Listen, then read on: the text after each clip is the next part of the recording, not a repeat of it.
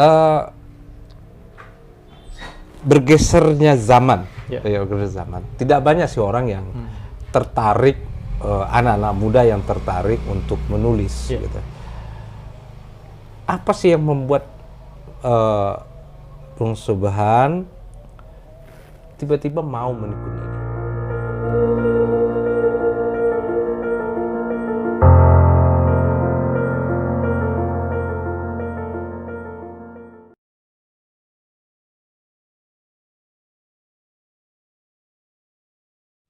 Assalamualaikum warahmatullahi wabarakatuh. Alhamdulillahirrabbilalamin. Wassalatu wassalamu ala asrafil anbiya'i wal mursalin wa ala alihi wa ashabihi rasulillahi ajma'in. Sahabat Pelantarang Mudo, hari ini kami hadir di ruang kerja seorang sastrawan Minangkabau di zaman sekarang ini, yaitu Bung Muhammad Subhan, penggiat literasi Sumatera Barat, di mana Sumatera Barat dulu pernah punya masa emas tentang para pujangga dan sastrawan. Kita sebutlah misalnya Hamka, Marah Rusli, kemudian ada Abdul Muiz, dan seterusnya. Dan masa itu juga bersurut dan kita melihat tidak lagi muncul banyak sastrawan yang muncul di ranah Minang. Ya mungkin kalau kita pernah tahu yang agak meledak karyanya itu Negeri Empat Menara kalau tidak salah, Ahmad Fuadi dari Maninjau, tapi tidak ada lagi yang menyusul setelah itu. Dan sekarang juga kita punya tokoh sastrawan Sumatera Barat itu, yaitu Bung Muhammad Subhan, dan kami hadir hari ini di tempat beliau dan kita akan mencoba untuk menggali banyak hal yang berkaitan dengan dunia literasi ini. Bung Subhan, terima kasih banyak. Kami sudah diterima di ruang kerjanya dan sebuah kebahagiaan untuk bisa bertemu pada hari ini. Mungkin kita awali pertemuan ini bahwa disampaikan tak kenal karena tak tahu, karena tak kenal, tak kenal karena tak mau ta'aruf, gitu ya. Mungkin bisa diceritakan soal latar belakang, pendidikan dan seterusnya kepada sahabat Pelantarang Mudo ini. Pertama terima kasih sudah hadir di ruang kerja saya, tim kreatif Pelantarang Mudo. Sebuah apresiasi, penghormatan yang luar biasa bagi saya. Saya sebenarnya lebih senang disebut sebagai penulis dan penggiat literasi. Karena dengan bahasa sastrawan, wah itu besar sekali ya. Sementara di Sumatera Barat ini banyak kawan-kawan lain yang mereka sudah mencapai tahapan-tahapan tertentu dalam karya-karya mereka. Ya, saya baru berproses di situ. Latar belakang saya dari sebuah kampus kecil di Padang Panjang, komunikasi penyiaran Islam. Saya berada di Padang Panjang sebenarnya status dalam tanda petik mengikuti istri ya. Walaupun ketika itu saya menjadi wartawan harian Haluan. Kemudian bekerja di rumah puisi Taufik Ismail. Setelah saya tidak bekerja di rumah puisi Taufik Ismail, saya terjun total ke masyarakat. Sebenarnya ikut membantu perjuangan Pak Taufik Ismail bagaimana membawa buku sedekat mungkin ke masyarakat. Bahasa membawa buku sedekat mungkin ke masyarakat itu tentu dalam berbagai kegiatan-kegiatannya, kegiatan-kegiatan literasi. Nah, terutama yang saya tekuni adalah literasi baca tulis.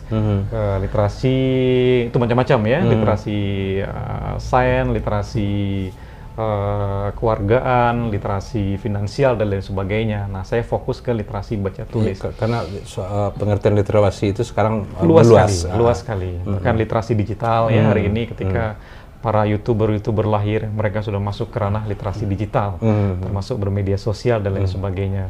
Nah, saya fokus di ranah literasi baca tulis karena saya penulis dan melahirkan beberapa buku, novel, puisi, dan saya juga aktif di pertemuan-pertemuan sastra. Baru-baru ini saya juga diundang ke Kalimantan Selatan, Banjarbaru Rainy Days Literary Festival karena puisi saya terpilih di sana.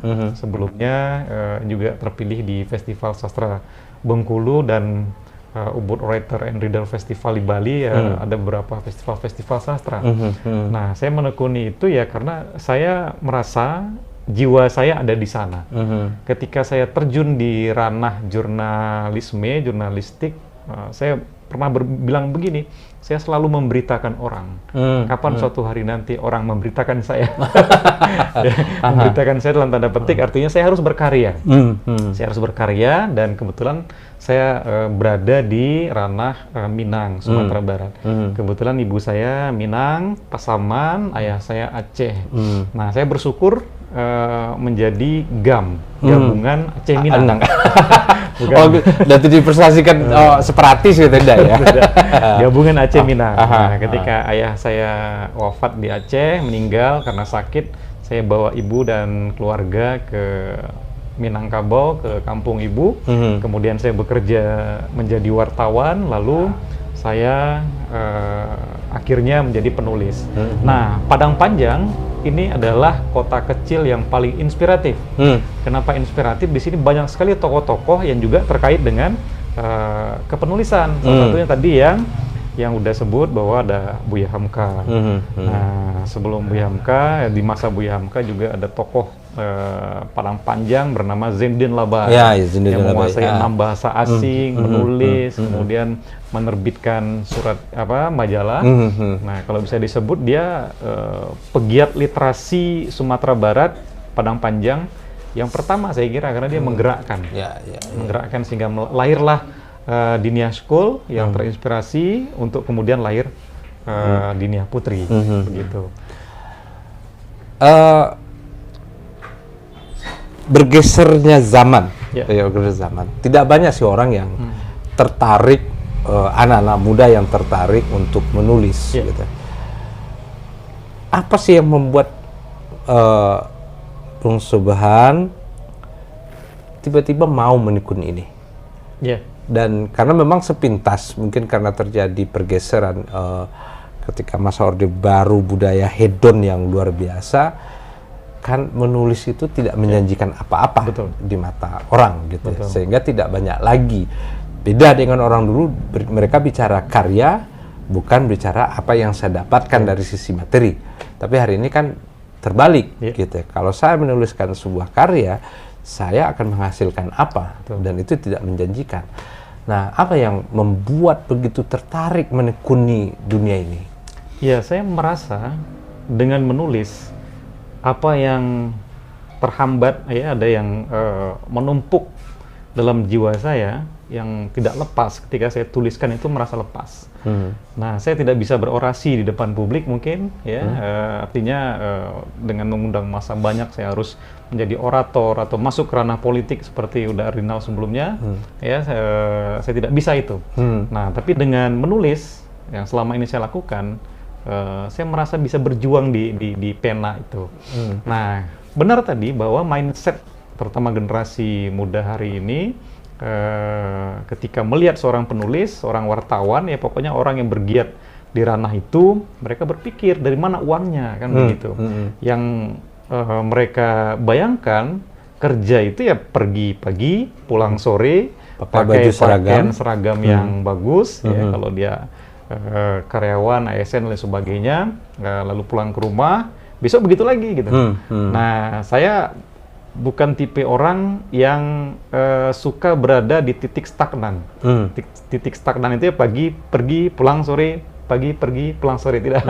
Saya orangnya berjiwa petualang gitu, petualang, mau kemana saja. Nah, maka saya melihat salah satu pekerjaan yang paling cocok untuk saya yaitu menulis. Sebelumnya saya menjadi wartawan, dan saya alhamdulillah dengan masuk ke ranah itu, saya bisa melihat dunia yang diciptakan Allah ini luas sekali gitu. Luas sekali, saya bisa kemana-mana gitu. Saya bisa melihat sebuah pulau kecil di Samudra Hindia. Di situ ada pulau di sananya Melabuh, Pulau Semelu gitu. Di tengah-tengahnya itu pusat tsunami Aceh gitu. Nah, sebelum itu juga baru-baru ini bersama Wali Kota Padang Panjang kami ke pulau-pulau di Ternate. Wah, cantik sekali pulau-pulau di sana. Artinya saya ingin menikmati apa yang ada di alam ini dengan cara saya. Gitu. Dan itu belum tentu juga bisa didapatkan oleh mereka yang memilih pekerjaan lain. Mungkin bisa saja begitu ya, bisa saja dengan cara-cara lain.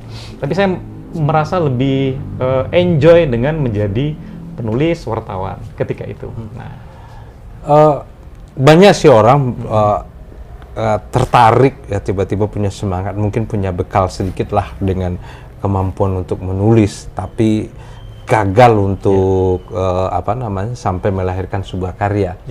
Dan kadang-kadang kan melihat, Bung Subhan berhasil, lalu dia berpikir seperti apa. Jadi kan sering begini, yang terjadi itu orang berbicara hasil, tapi tidak melihat proses. Betul. Nah gitu.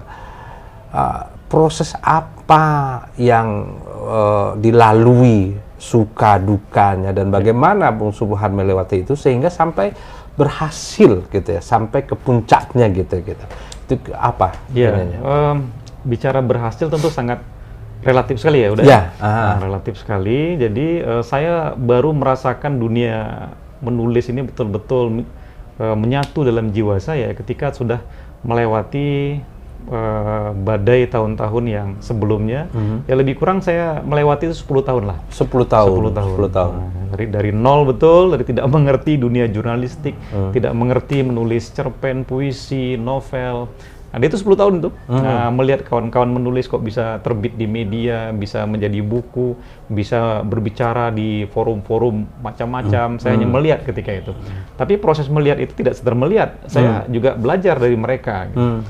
Kenapa bisa begitu, begini, segala macam. Ya akhirnya dari proses belajar itu saya menemukan, akhirnya saya punya gaya sendiri. Nah, kalau sebelumnya mungkin kita epigon, ikut penulis-penulis lain, tapi ketika kita sudah bertungkus lumus di bidang kita menemukan gaya sendiri, dan disitulah kita merasa puas, ini jalan kita. Dan ketika itu jalan kita, ya dua saja yang perlu kita persiapkan. Pertama, kesabaran, yang kedua rasa syukur. Jadi sabar dan syukur. Nah, sabar dalam arti kita menjalani proses ini karena secara finansial menjadi penulis itu belum tentu seperti kita menjual barang, ada barangnya langsung terima uangnya, tidak seperti itu. Tapi ada proses yang panjang. Nah, syukur ya di saat proses sabar ini, apapun yang ada ya kita syukuri saja. Termasuk kehadiran tim Palantarang Mudo ya, sebuah syukur yang harus patut kita panjatkan ke Tuhan. Apa yang membuat Bung Subhan itu bisa bersabar melewati proses 10 tahun itu? Dan itu kan tidak mudah. Itu kan banyak tekanan gitu ya, banyak tekanan ya, antara idealisme dan realitas itu kan selalu bertolak belakang.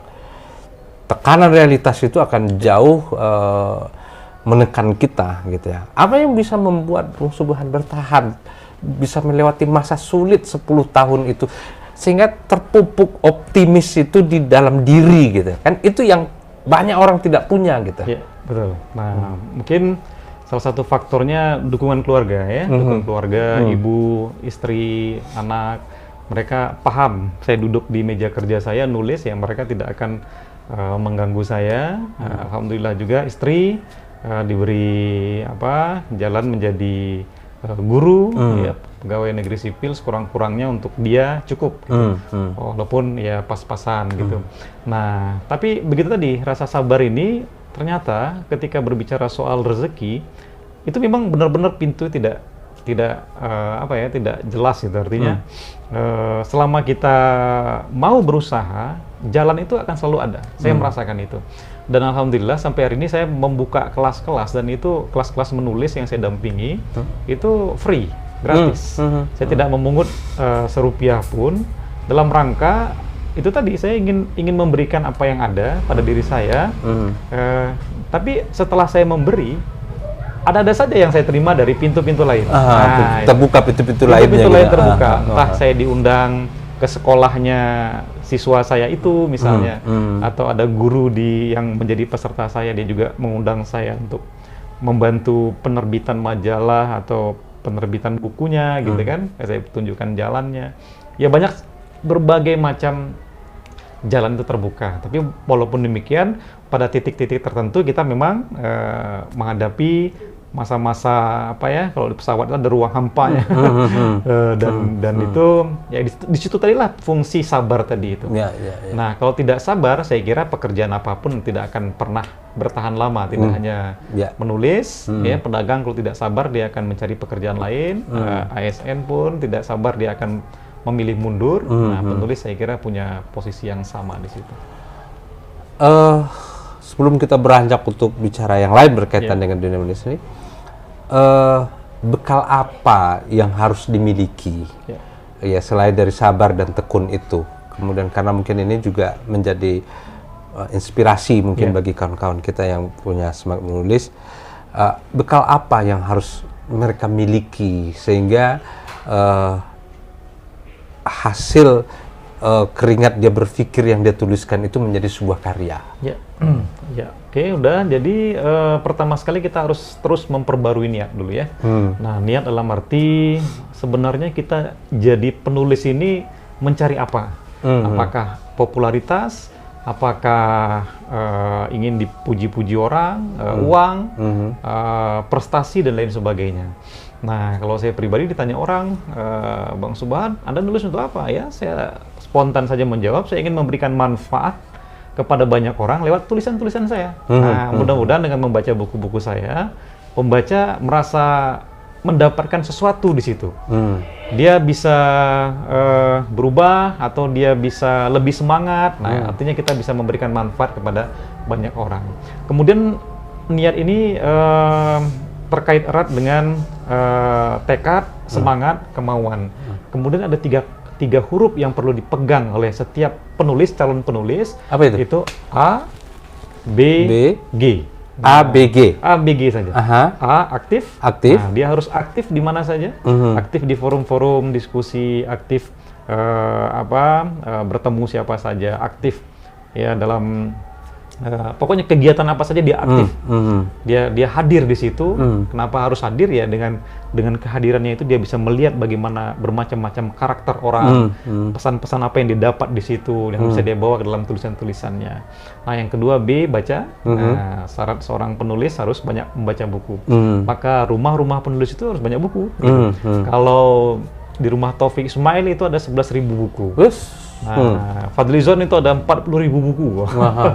Kalau penulis Papa Rusli Marzuki Saria di Padang itu belasan ribu juga saya lihat. Ada teman saya di Padang juga, mantan wartawan Kompas, jenjang rumahnya itu di lantai 2 dari bawah sampai ke atas buku semua.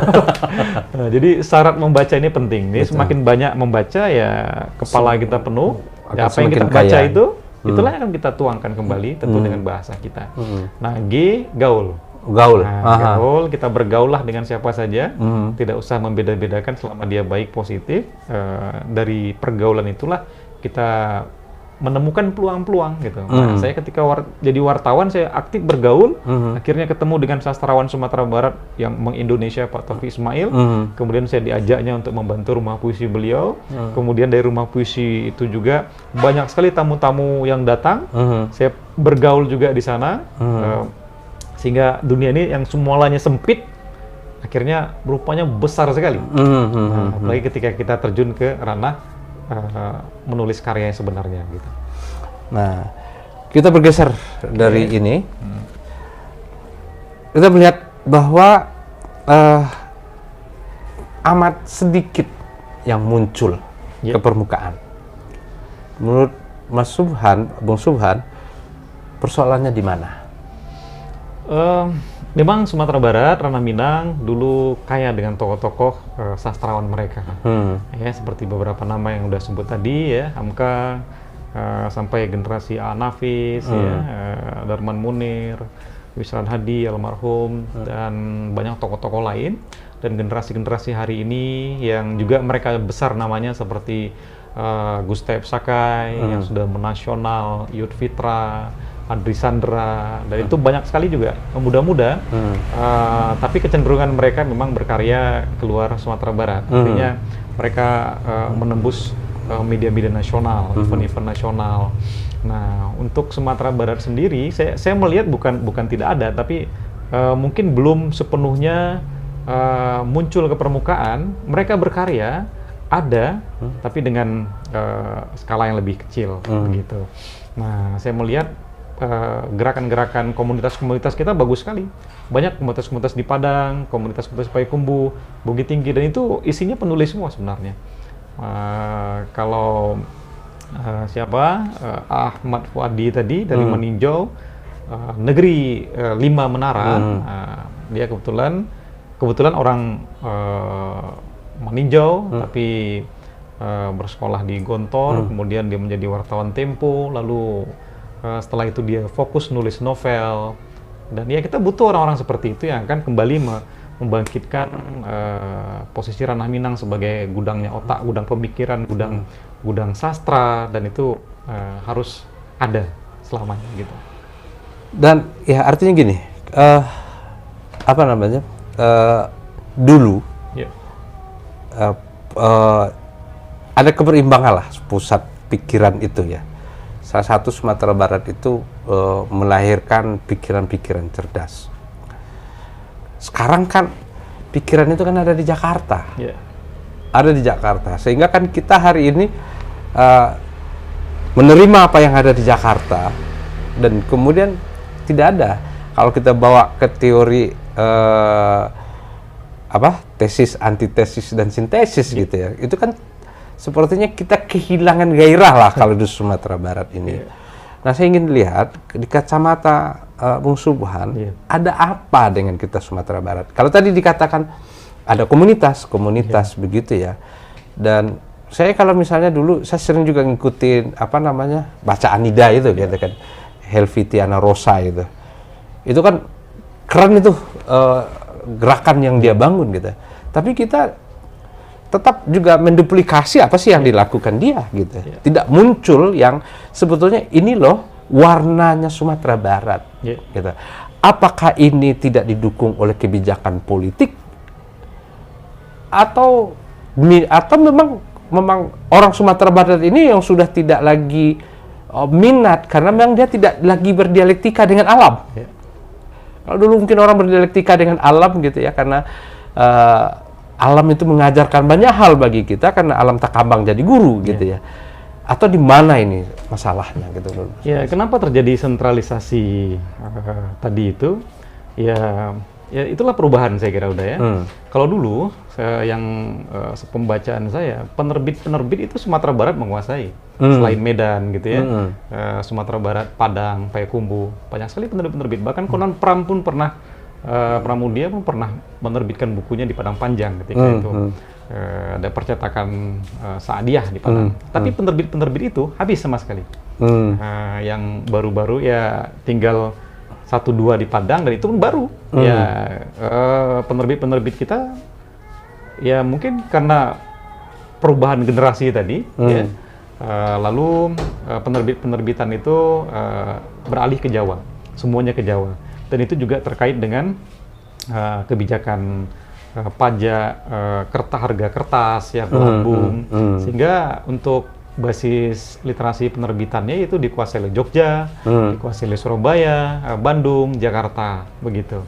Nah, Padang Panjang sendiri dulu ada majalah gitu, yang digerakkan oleh Zainuddin Labai. Gitu. Sekarang majalah kita itu pun sejak ada media sosial juga sudah koran-koran juga mulai bergeser gitu kan. Nah, kemudian juga ada faktor apresiasi, saya kira penting. Nah, karakter orang Minang dalam tanda petik itu cenderung kurang memberikan apresiasi kepada tokoh-tokoh yang muncul, sehingga berlakulah perantau-perantau mereka lebih senang merantau karena tidak mendapatkan apresiasi di daerah sendiri. Nah, perantau-perantau banyak di luar begitu. Nah, ini kenapa terjadi ya? Mungkin saja ya karakter kita ingin tetap setara gitu. Setara dalam arti positif ya. Ketika sudah sukses ya disitulah baru pujian. Tapi kalau memang belum ya silakan berjuang, sehingga ada falsafah bersilang kayu di dalam tuku api baru hidup gitu. Memang dialektika kita di sini sangat kuat, sangat kencang. Kalau dulu di koran saya ingat tahun-tahun 2011 ke bawah, itu koran-koran kita ramai dengan perdebatan-perdebatan. Tapi sekarang hilang gitu. Tokoh-tokoh kita dulu mereka berdebat tuh di koran. Kalau sekarang ada yang kritis sedikit di penjara gitu. Dilaporkan. Dan juga melihat bahwa kita Sumatera Barat atau Minangkabau gitu ya, tidak hanya hidup dari soal menulis sastra, tapi di politik juga begitu sangat dinamis. Benar. Gitu ya. Tapi hari ini kita memang agak jauh tertinggal lah kalau dibandingkan. Karena memang juga data BPS itu 2 tahun yang lalu atau gimana kita baca bahwa sebenarnya pembangunan pemuda di Sumatera Barat ini nomor 3 terburuk loh di Sumatera. Jadi memang banyak persoalan lah kalau kita lihat di situ ya. Mungkin terakhir ini, Mas Subhan, apa pesan-pesannya untuk penulis awal yang punya semangat, yang kemudian terbentur berhenti, supaya hidup kembali itu semangat itu gitu. Iya, saya mengamati di banyak event-event nasional, ternyata itu masih didominasi oleh penulis-penulis kita. Nah, setiap ada event saya selalu mengecek, selalu melihat ada nggak penulis dari Sumatera Barat. Ternyata ada di setiap event saya cek 1, 2, bahkan kadang-kadang lebih dominan penulis Sumatera Barat. Nah, artinya harapan itu masih ada. Harapan itu masih ada bahwa dari Sumatera Barat ini akan terus muncul karya-karya. Nah, harapannya ke depan ya saya berharap kawan-kawan yang menekuni dunia tulis-menulis ini teruslah bangun komunitas-komunitas, karena dari basis komunitas-komunitas itu akan berkembang pergolakan pemikiran, karya-karya terus didukung, dan tentu kita harap kepada pemerintah ya potensi-potensi yang ada di masyarakat, penulis-penulis muda ini dirangkul, karyanya dipublikasikan, bukunya dibeli dan dipromosikan. Dan inilah yang saya amati pemerintah kurang melakukan di bagian itu. Jadi setelah ada penulis Sumatera Barat melahirkan karya, ya udah begitu saja. Makanya di poin tadi saya sebutkan kita kurang memberikan apresiasi kepada potensi-potensi kita, sehingga mereka lebih senang keluar Sumatera Barat, berkarya ke Jawa, berkarya di mana-mana. Karena itu lebih menjanjikan gitu ya. Karena itu lebih menjanjikan dan secara finansial mereka pun lebih besar mendapatkan di sana. Ya kalau memang harus demikian, saya kira memang ada yang salah dalam tanda petik dinamika Sumatera Barat hari ini gitu, pemikirannya. Bung Subhan, karena juga ini azan maghrib, ya karena terima kasih. Kami mengucapkan terima kasih banyak. Sama-sama, banyak hal yang dapat di ini karena saya sebetulnya belum puas, dan kami mungkin akan meminta waktunya juga untuk diganggu, untuk diganggu untuk terus menggali ilmu dari Bung Subhan. Tapi sebelumnya kita juga kepingin tahu. Judul karya-karyanya yang sudah diterbitkan dan dibaca banyak orang. Untuk buku saya melahirkan novel pertama kali tahun 2011, Rinai Kabut Singgalang. Novel inilah yang menyebabkan sedikit nama saya mulai diperbincangkan di Sumatera Barat dan di kota-kota lainnya. Kemudian 2015 saya menerbitkan novel Rumah di Tengah Sawah. Nah, novel Rumah di Tengah Sawah inilah yang menjadi sayap membawa saya ke Ubud Writer di Bali. Novel itu terpilih di antara 913 karya di antara karya-karya lainnya se-Indonesia. Kemudian saya punya lanjutan novel itu Rumah Masa Kecil, lalu ada kumpulan puisi sajak-sajak dibuang sayang, ada kumpulan cerpen Bensin di Kepala Bapak, dan puluhan buku bersama. Nah, puluhan buku bersama artinya antologi yang ditulis dengan banyak penulis di Indonesia. Sedikit karya saya dibanding karya-karya kawan-kawan penulis lainnya. Sangat merendah sekali nih. Sedikit. Nah, itulah sahabat Palantarang Mudo, beberapa cerita singkat kita. Karena memang keterbatasan waktu, karena kita menjelang tadi ke Padang Panjang, kita diguyur hujan di jalan, karena juga tidak bawa mantel tadi, kita diguyur hujan. Dan insya Allah kita akan sambung cerita ini, karena banyak hal yang belum tereksplorasi ini dari Bung Muhammad Subhan. Dan tentu saja kesimpulannya bisa Anda simpulkan sendiri, karena memang Tentu saja kesimpulan saya tidak sama dengan kesimpulan kita yang menonton. Dan sekali lagi kita ucapkan terima kasih kepada Bung Muhammad Subhan atas diterimanya kita di sini. Dan kami sudahi sesi ini dengan billahi fisabilil haq. Fattaqullaha mastata'tum. Assalamualaikum warahmatullahi wabarakatuh. Waalaikumsalam.